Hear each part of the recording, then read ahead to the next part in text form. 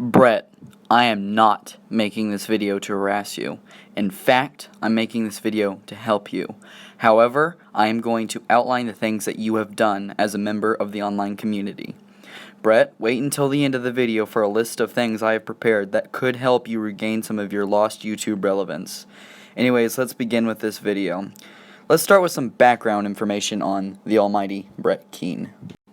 Brett Keane was one of the first notable atheists on YouTube, and he had influenced a great many other atheists to make their own videos against religion, most notably TJ Kirk, or The Amazing Atheist. Anyways, Brett had made a metric shit ton of enemies on YouTube for being what we now refer to as a Steve Shives, or in other words, a block-happy son of a bitch.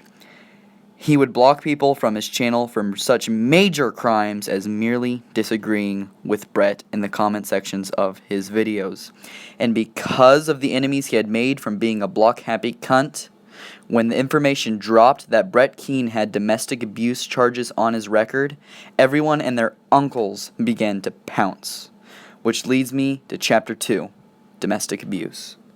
The domestic abuse records had been exposed once before, and Brett gave an explanation towards it, although Brett did make the fatal mistake of providing two different, contradictory explanations towards the same situation. Anyways, here are his two videos lined up side by side to show the two different stories on what happened that night. So we separated. We separated because she couldn't look at me anymore. When she looked at my daughter, she said that she seen me and she just couldn't be around me. Everybody was blaming everybody for the reason why my daughter got sick at that point, and it caused a lot of problems. I continued to aggravate my wife, basically, annoy her, and keep saying I love her, and I kept trying to get her to come back to me, and I said, I kept telling her, our daughter is going to be okay. But she wouldn't listen. She was so depressed, and so was I, because we thought she was going to die. So she ended up basically doing what my mother did in the fucked up situation that I was in whenever I was younger. She told her stepmother and father that she didn't want to have nothing to do with me anymore, because the doctors told us that they don't know if our daughter's going to make it. So she, in order to keep me away from trying to get her back and save the marriage, she filed out a restraining order without thinking. My wife and I, we ended up working things out, and she removed that restraining order and realized that I didn't mean her no harm. I just wanted my marriage back. Well, the lady told my wife to try to get some kind of restraining order to keep me away from her country home. Now, my wife did not want to do that. She didn't want to get into all that situation. But the stepmother went ahead and, sorry, we got somebody weed eating our grass.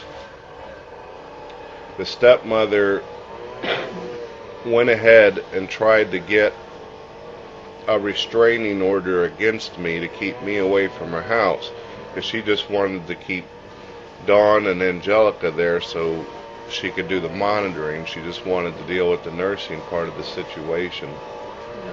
Like I said, it's a retarded situation. The stepmother helped in getting a restraining order against me because she simply wanted to keep me away from her home up in the countryside. And soon after it became obvious that Brett smacked the shit out of his wife, Brett made a poetry video on his deceased mother to garner some sympathy towards him. This leads me to Chapter 3, Plagiarism. The poem Brett claimed he had written was entitled Erase My Innocence. The only problem about this poem was it was nearly identical to another poem entitled Dad by Judy Burnett. Is this a case of great minds thinking alike, or is it a much more obvious example of Brett trying to garner sympathy so people would shut the fuck up about him being a wife beater? In fact, this wasn't the first example of Brett Keane plagiarizing. He had, on an internet atheist forum, plagiarized another person's essay on a forum known as Atheist FM. So after Brett had been exposed as a confirmed plagiarist and wife beater, he decided to strike back by announcing anyone who had made a video with his name or content in it that he'd file a DMCA and get their video taken down. Which leads me to Chapter 4, DMCA Abuser. Brett had DMCA'd anything pertaining to him. Side note, this is illegal given as most of the videos fell under fair use. Anyways, and because of the DMCA abuse, hate for Brett became tenfold. And because of all the hate Brett was receiving, it caused him to act irrationally, and he made attack videos on every YouTuber in his circle, claiming that they were the cause of the downfall of Brett Keane. And the situation for Brett became 100% worse when Brett's address was leaked all over YouTube, in which case Brett flipped the fuck out, and he thought the man that doxed him was the guy who ran the Atheist FM forum. So, in retaliation, Brett doxed the man's personal info in the description of Brett's videos. Which leads me to Chapter 5, Doxing/Banned from YouTube. Not too long after the DMCA abuse and doxing, Brett was banned from YouTube. And soon his second account was banned, and every other account that followed when he tried to make his return to YouTube. And yes, Brett does currently own a YouTube channel, and he is violating the terms of service of YouTube by having this account. But it seems YouTube doesn't fucking care anymore. So, I've prepared a list to try and help Brett gain some sort of following on YouTube again. Which leads me into my conclusions and solutions. So here's a list I've prepared to help Brett in the smallest way and try and get him a following again. Number 1. Show your subscriber count on your channel. Number 2. Enable the like/dislike bar on your channel. Number 3. Stop making so many exposed videos on Paul's ego and the Amazing Atheist. All you manage to do in those videos is make an asset of yourself. Number 4. Stop contradicting yourself in every video. Number 5. Get better lighting to shoot your videos in. Number 6. Do not lie in bed or eat during videos. Number 7. Enable all comments for your videos. Number 8. Accept that you'll be hated on in the video forum. And do not block anyone. Number 9. Use a damn script for your videos.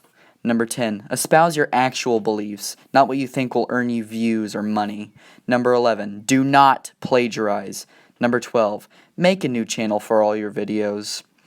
And, I mean, come on. We don't need like 100 different Brett Keane channels. And name it something like Brett Keane or Brett Keane Official because no one knows what the fuck you're talking about with God TV Radio. And number 13, do not use sock accounts. Brett, I'm not stupid. I know you're not going to follow these rules. I know you're just going to continue the Brett Keane cycle. But I wanted to extend the olive branch towards you. If you're smart, you'll follow these, but you're not smart, are you? Anyways, the only reason I gave you this list to try and help you was, you're a joke. Everyone laughs at you. You're a joke. But for me, it's gone beyond a joke. It's just sad now. And trust me, PlutoCoffins is not an enemy you want to make. So be smart and follow these rules.